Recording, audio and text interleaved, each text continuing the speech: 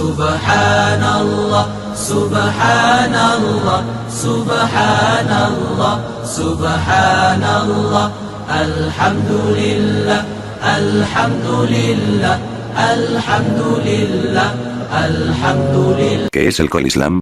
Muhammad, s.a.s., fue enviado para liberarnos de la superstición y la idolatría, y no para infundirnos más en ellas. Los hadices han demostrado contradecir al mismísimo Corán, no solo esto, sino que también han mostrado historias rocambolescas, como por ejemplo el prohibir beber de una taza rota por el borde, o empezar poniéndose los zapatos con el pie derecho, idolatría, superstición y demás contradicciones. En este corto artículo se muestra las razones de los sabios sunitas para argumentar que no se debe tomar tan en cuenta como el Corán a la Sunna.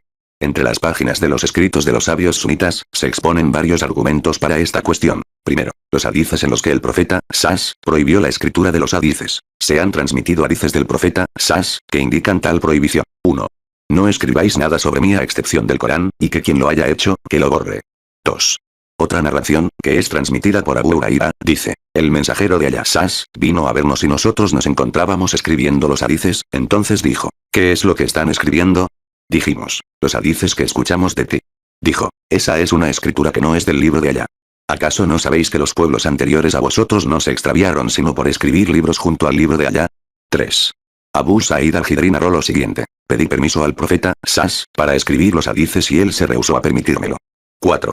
Narró Abu Huraira que el mensajero de Allah, s.a.s., se informó que la gente escribía sus hadices, entonces subió al púlpito y luego de exaltar y glorificar a Allah expresó: ¿qué son esos libros sobre los que me ha sido informado que vosotros escribís? Por cierto que yo solo soy un ser humano, así que quien tenga algo de ello que lo traiga. 5. Dijo Zaid: por cierto que el mensajero de Allah, s.a.s., nos ordenó que no escribiéramos nada de sus hadices. Estos son los hadices más importantes que se utilizan para fundamentar la prohibición de la escritura de los hadices. Akrandiyya al-Umari solo expuso 3 hadices respecto a la prohibición, y el profesor Jalali Hussaini recopiló tales hadices llegando su número a sumar 8 hadices. Estas narraciones se enfrentan a las siguientes objeciones. 1. El primer y más importante problema de estos hadices, está en su contradicción con los hadices que fueron transmitidos del mensajero de Allah, s.a.s., que permiten la escritura de los mismos, los cuales mencionamos en la sección anterior. Para solucionar tal contradicción algunos sabios sunitas consideraron a los hadices que hablan sobre la permisión como abrogantes de los que indican la prohibición. Dijeron: la prohibición fue en un tiempo en el cual existía el peligro de mezclar el Corán con los hadices, o bien lo fue para personas que no gozaban de firmeza y solidez, pero luego de que los compañeros llegaron a familiarizarse de una forma profunda con el Corán, el profeta, s.a.s., permitió la escritura de los hadices. Otros como Rashid Rida, consideraron a los hadices que indican la prohibición como los arrogantes. Teniendo en cuenta que luego de un período de tiempo la cuestión de la escritura cobró auge, pareciera que no es factible de aceptar la condición de arrogantes de los indicios que indican la prohibición, eso incluso sin tener en cuenta que un grupo consideró a los indicios que indican la permisividad como posteriores a los que indican la prohibición. Fuera de ello se debe decir, los hadices que indican la permisión gozan de tal confiabilidad de su procedencia, que algunos alegaron que llegan al nivel de tawatur. Es por eso que los hadices que indican la prohibición no pueden llegar a oponerse a estos. 2. ¿Cómo es que esos indicios sobre la prohibición pueden haber llegado a surgir del mensajero de Allah, s.a.s., siendo que luego del siglo I, la cuestión de la escritura cobró un auge cuyo resultado son todas esas fuentes existentes? ¿Con qué permiso se pudo dejar de lado los indicios sobre la prohibición?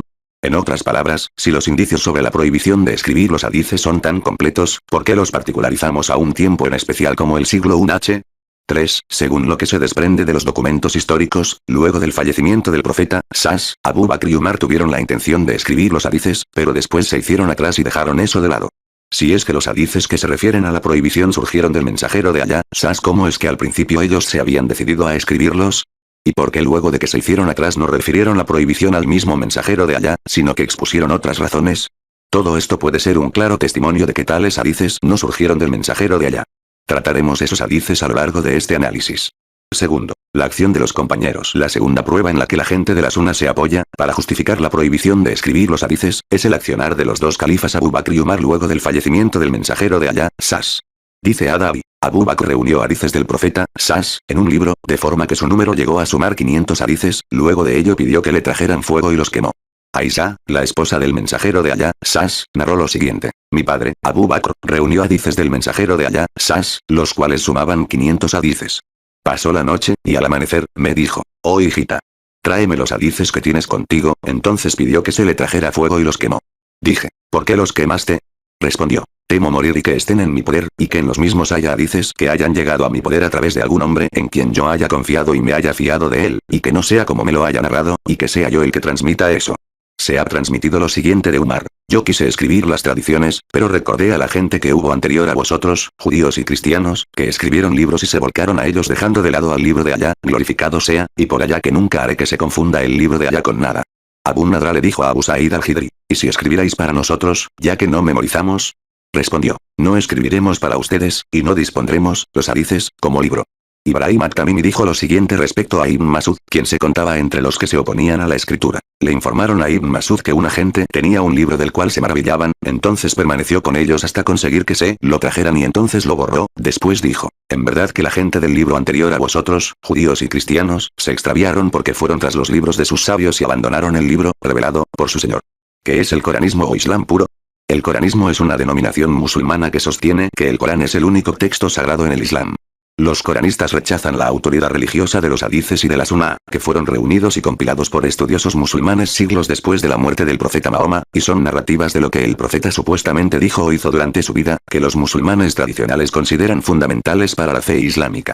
La extensión del rechazo de los coranistas hacia los hadices varía, pero los grupos más establecidos han criticado la autoridad de los mismos a través de muchas razones. Alegan que en el Corán no figura ninguna mención de los hadices como fuente de la teología islámica, y que no fueron anotados ni reunidos de forma escrita hasta más de 2 siglos después de la muerte del profeta. También argumentan sobre presuntos errores y contradicciones internas entre los hadices y el Corán, y entre los hadices mismos. Al no haber ningún set de doctrinas objetivas para los coranistas, suelen utilizar la ijtihad y el kalam a la hora de interpretar textos sagrados. Fundamentos. Los coranistas se consideran a sí mismos seguidores del Islam original, considerando desviaciones la teología sunita desarrollada a partir del siglo X y la teología chiita desarrollado después de la muerte de Husayn hijo de Ali en 680. Existen movimientos liberales dentro de la teología coranista que interpretan el Islam como un sistema de creencias comprometidos con los valores liberales de un mundo democrático, oponiéndose enfáticamente a cualquier norma basada en el radicalismo y la intolerancia. La mayoría de los coranistas aceptan el Corán en árabe utilizado por otros musulmanes, sin embargo son críticos a la mayoría de las traducciones ortodoxas de otros grupos musulmanes, ya que contienen innovaciones evidentes y errores de traducción que se consideran un intento de adaptarse a ciertas ideologías, muchas de ellas oscurantistas o rigoristas. Se critica que algunos coranes están repletos de comentarios entre paréntesis sobre la base de la sunna a lo largo de las alayas para llevar al lector a interpretar el Corán según la visión de los traductores. Estos comentarios entre paréntesis están ausentes en el Corán original en árabe. Los comentarios son escasos entre las traducciones coranistas. Algunos musulmanes coranistas han sugerido que la prohibición original contra el hadith llevó al siglo de oro del Islam, ya que el Corán fue capaz de defenderse ante el pensamiento crítico e inquisitivo, y los musulmanes fueron educados de esta manera a ser curiosos y a buscar respuestas a cada dilema. Umar ibn al-Khattab fue uno de los primeros oponentes acérrimo de los hadices. Existen numerosos testimonios de la prohibición del hadith por parte de este califa. Syed Ahmed Khan, 1817-1898, es considerado el fundador del movimiento coranista dentro del Islam, conocido por su aplicación de la ciencia racional para el estudio del Corán y el hadith. Su conclusión fue que los hadices no son jurídicamente vinculantes para los musulmanes. Su estudiante, Ali Chirag, fue más allá, sugiriendo que todos los hadices eran invenciones. En respuesta a las críticas de los sunitas, los coranistas señalan que las sentencias de Mahoma se basan únicamente en el Corán y que los hadices y la sunna verdadera sería redundante debido a su relación con el Corán. Diferencias con los musulmanes ortodoxos. Cuando hacen la shahada, los coranistas dicen la ilaha illallah, no hay más Dios que Allah, en lugar de la ilaha illallah, Muhammadur Rasulullah, no hay más Dios que Allah, y Mahoma es su profeta, o también la ilaha illallah, Muhammadur Rasulullah, wa Aliun waliyallah, no hay más Dios que Allah, Mahoma es su profeta, y Ali es su regente, como hacen los suníes y los chiles, respectivamente. Una mujer musulmana que se halla en estado de menstruación puede rezar, entrar en una mezquita y tocar un Corán, puesto que el Corán solo menciona como prohibición para las mujeres que estén menstruando el mantener relaciones sexuales, o el casarse con un hombre nuevo antes de que hayan pasado 3 ciclos menstruales desde que dejó a su antiguo marido. El Corán no hace ninguna otra referencia con respecto a prohibiciones relacionadas con la menstruación. Puesto que el Corán solo menciona 3 rezos por nombre, muchos coranistas rezan como los chiles, tan solo 3 veces al día. Algunos, no obstante, rezan 5 veces como los suníes. Por otro lado, los coranistas no rezan la tarawih.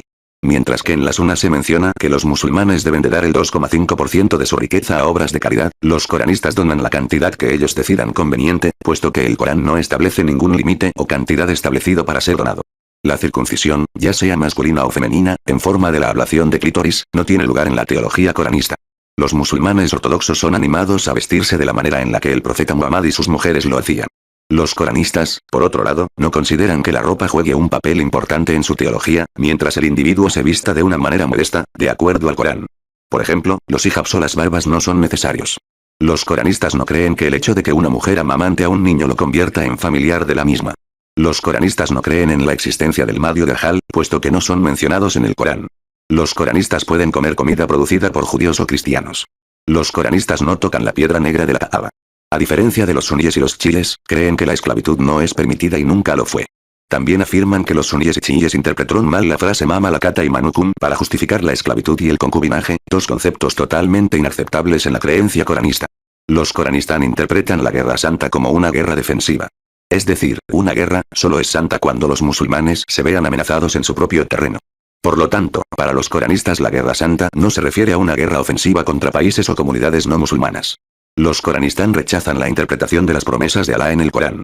Es decir, para ellos el paraíso será un lugar habitado por los buenos musulmanes, cristianos y judíos, lleno de árboles con frutas de todo tipo y lujos demás.